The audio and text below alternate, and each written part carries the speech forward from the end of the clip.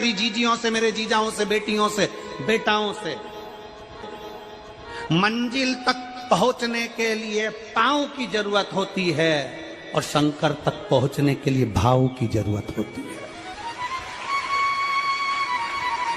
मंजिल तक पहुंचना है तो पांव की जरूरत होगी और शंकर तक पहुंचना है, शिव तक पहुंचना है, शंकर से कुछ प्राप्त करना है, झोली पसार कर अपनी झोलियों में खुशियां प्राप्त करना है तो भाव की जरूरत होती है, केवल भाव।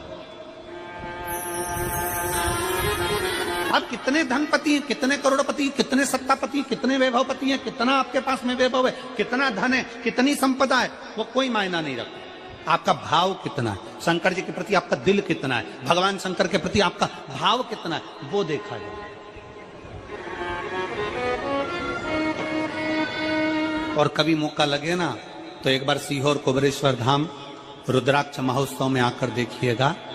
हीरे की चूड़ियां पहनने वाली मेरी जीजियां, जिनके घर में 10-10 नौकर काम करते हैं, वो भी कुबेरेश्वर धाम में बर्तन मांजने की सेवा करती हैं, आकर सेवा में लगी रहती हैं, भोजन बनाने की सेवा करती हैं। जिनके घर में 10 नौकर लगे हैं वो कुबेरेश्वर धाम में आकर बाबा की सेवा में लगती हैं। उनसे पूछो कि तुम क्यों सेवा करती हो, उनसे पूछो कि तुम यहाँ आकर क्यों करती हो सेवा, तो वो कहती हैं हम साल में एक बार बाबा के धाम आते हैं और कुबेरेश्वर बाबा के यहाँ आकर सेवा कर कर जाते हैं। साल भर कुबेर भंडारी इतना देता है कि हमारी सेवा के लिए 10 नौकर लाकर खड़ा कर देता है। ये उसकी कृपा, ये उसकी उदारता, ये उसकी दया।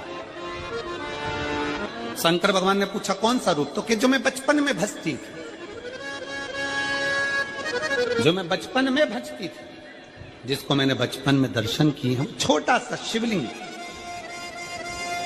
छोटा सा शिव, ठीक है, छोटा सा शिवलिंग का रूप शंकर भगवान रखने को तैयार है, ठीक है।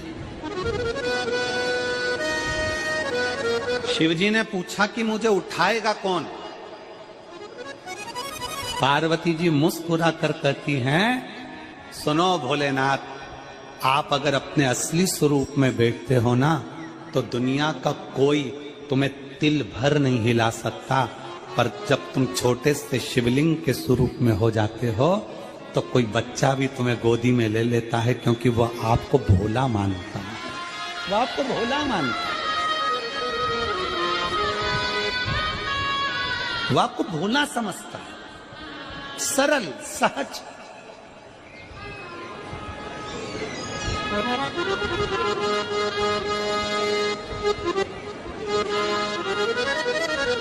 बहुत बड़ा दर्शन का फल है। शंकर भगवान की मूर्ति से दर्शन करने से ज्यादा बड़ा दर्शन का फल है शिवलिंग का दर्शन करना। स्वप्न में शंकर भगवान की मूर्ति को देखना, जटाजूट बांधे हुए शंकर जी को देखने से बड़ा फल है शंकर के शिवलिंग का स्वप्न में दर्शन करना। अगर सपने में किसी को शंकर का शिवलिंग दिखता है, सपने में कोई अपने घर से पानी चढ़ाने शंकर को जा रहा है, मैं लोटा भर के जल चढ़ा रही हूं, सपने में दिख रहा। और कई कई ऐसे भी होते हैं जिनको सपने में दिखने की जगह वो सपने में चल भी देती है।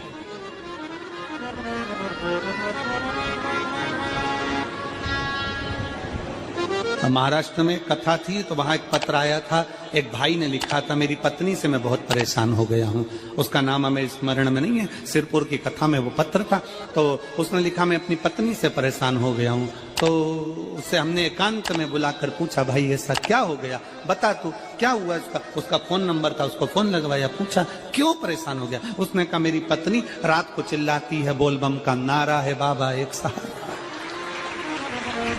कभी कभी सपने में बैठकर चिल्लाती रहती है, ऐसे बैठ जाएगी और चिल्लाएगी श्री शिवाय नमस्तुभ्यं, श्री शिवाय नमस्तुभ्यं। और तो और यहाँ तक तो चल जाता है गुरुजी, पर इससे आगे नहीं चल पाता है। हमने पूछा इससे आगे क्या। नींद में रसोई घर में जाना चाहिए, बाजू में बोतल रख के सोती है ना पानी पीने की, वही बाटल उठ के मेरे को शंकर जी समझ के उंडेल देती है। दिक्कत ही आ गई, नजदीक तक यहां तक भी चल जाएगा कि श्री शिवाय नमस्तुभ्यम जपे, और ये भी चल जाएगा कि बोल बम का नारा है और बाबा है, पर ये नहीं चलेगा कि वो पानी की बोतल ठंड में मेरे ऊपर डाल दे उनके लिए पास। हमने कहा तू कल अपनी धर्म पत्नी को लेकर आना। उसकी पत्नी आई,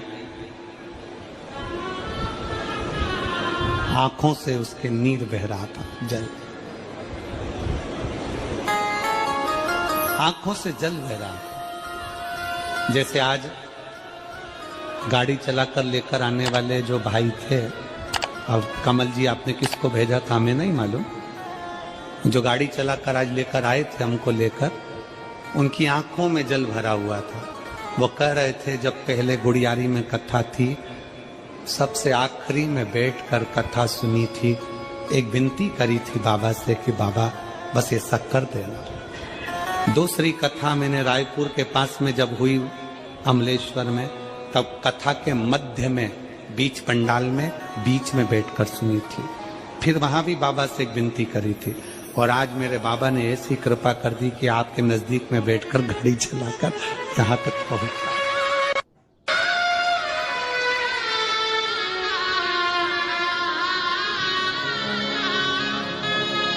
शिव कृपा। गाड़ी चलाते चलाते उनकी आंख में जल था, तो हमने उस दीदी से पूछा, जी तुम रो क्यों रही हो, ये बताओ रोने का कारण क्या है।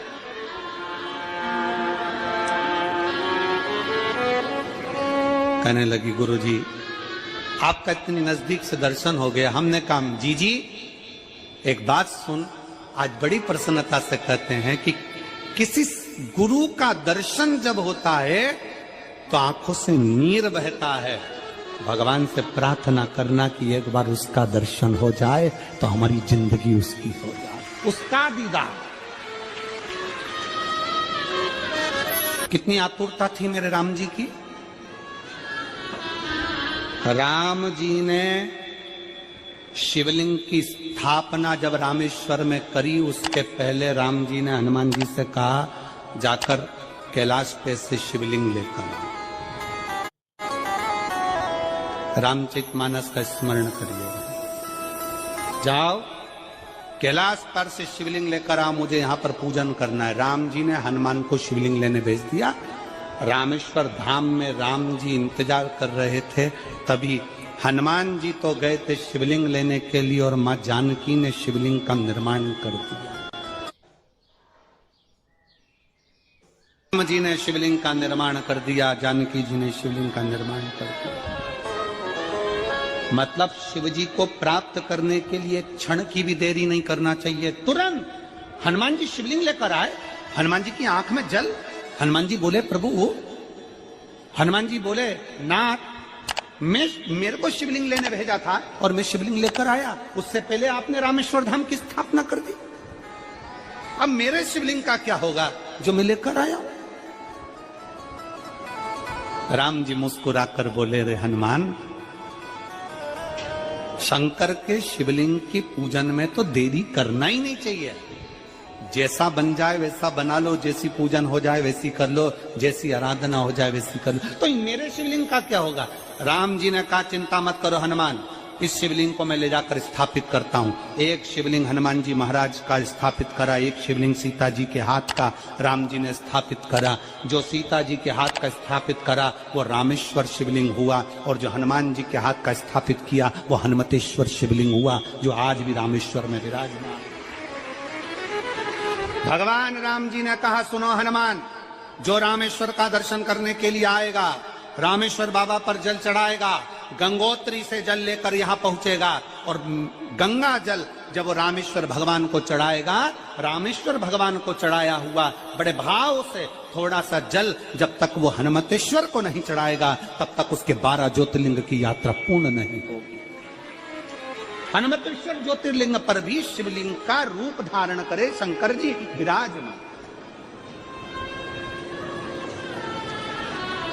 भगवान के स्वरूप से बड़ा शिवलिंग, और जितना पूजन का मौका मिल जाए, कोई कह देना हमसे कोई कह दे किसी के यहाँ जाओ और कोई कह दे कि गुरुजी हमारे घर के मंदिर का दर्शन करिए, सबसे बड़ी खुशी हमारे जीवन की। ऐसा लगता है अंदर फुलझड़ियां फूट गई, उसमें भगवान शंकर का दर्शन होगा, उसमें लाडले ठाकुर का दर्शन होगा, उसमें उनकी कुल देवी का दर्शन होगा, उसमें देवता का दर्शन होगा।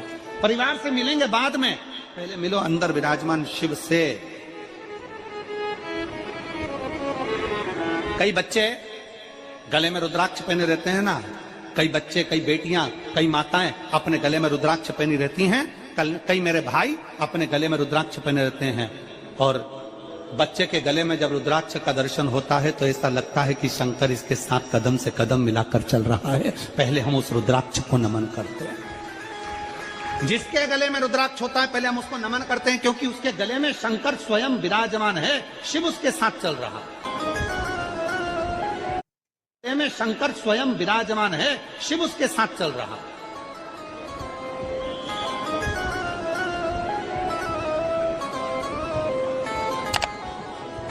शिव उसकी साक्षी दे रहा है।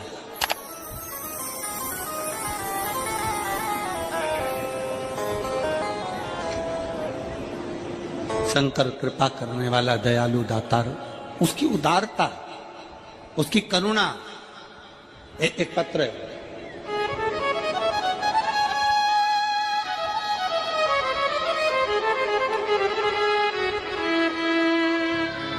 मेरा नाम जानकी देवी, पति श्री बुधराम। शिव के अधीन होकर, शिव के अधीन, शिव की शरणागति ग्रहण करकर, शंकर की हम शिव के अधीन होकर चलें। क्या देगा शिव, क्या प्रदान करेंगे भगवान शंकर? मेरी जीजियों, मेरे जीजाओं, मेरी माताओं, मेरे भाई, मेरे बहनों, मेरी बेटी और बेटाओं, जो ये तुम्हारे पास में आकर कोई टॉफी बांट देता है, तुम्हारे पास आकर कोई पानी बांट देता है, तुम्हारे पास आकर कोई बिस्कुट बांट देता है, बाहर जाते जाते कोई खिचड़ी बांट रहा है, कोई चावल बांट रहा है, कोई सांबर बांट रहा है, कोई पूड़ी बांट रहा है, कोई सब्जी बांट रहा है, उस व्यक्ति का नंबर भी लेकर रखो और पूछना कि 3 महीने में तूने जो रायपुर में किसी का मुंह झूठा कराया था, तेरे को 3 महीने में बाबा ने दुगना चौगना दिया कि नहीं दिया। उससे पूछना कि उसने प्रदान किया कि नहीं किया। वो शिव है, शंकर है। अपना रूप बदल लीजिए, शंकर भगवान अपना रूप बदल लो।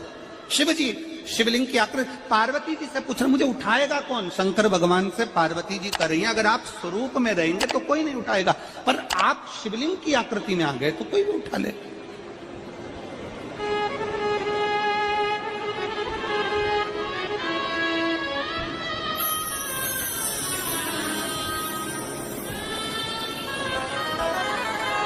अपने बाप के घर, अपने पिता के घर,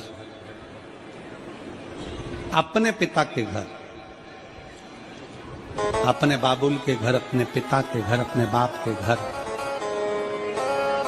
जब भी जाते हैं एक दिल लेकर, एक भाव लेकर जाते।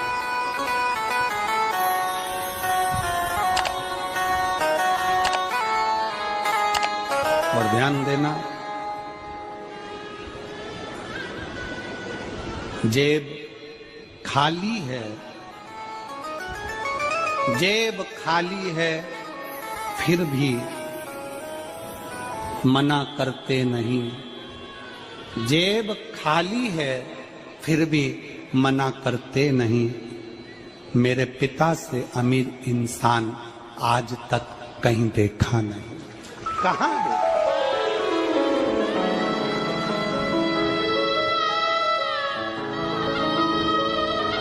में पानी है, वो धीरे धीरे डॉक्टर बोल रहा है सूख जाएगा, अब डरने का विषय नहीं।